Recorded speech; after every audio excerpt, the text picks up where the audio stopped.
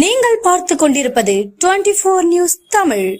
வணக்கம். 24 நியூஸ் தமிழ் செய்திகளுக்காக செய்தி வாசிப்பவர் வித்யா. மதுரையில் எடப்பாடி பழனிசாமி சுற்றுப்பயணம் பிரச்சார வாகனத்தை தொடங்கி வைத்து அரசு பேருந்தில் ஏறி பொதுமக்களிடம் துண்டு பிரசுரங்களை வழங்கினார். அதிமுக முன்னாள் அமைச்சர் செல்லூர் ராஜு.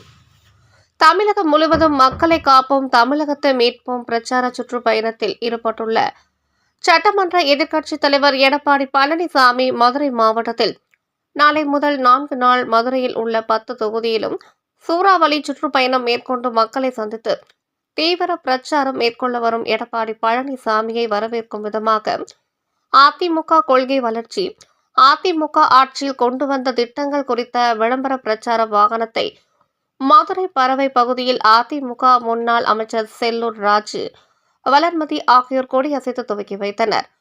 பின்னர் அவ்வழியே வந்த அரசு பேருந்தில் ஏறி பொதுமக்களிடம் எடப்பாடி பழனிசாமி சுற்றுப்பயணம் குறித்த துண்டு பிரசுரங்களை வழங்கி பிரச்சாரத்தில் ஈடுபட்டார்.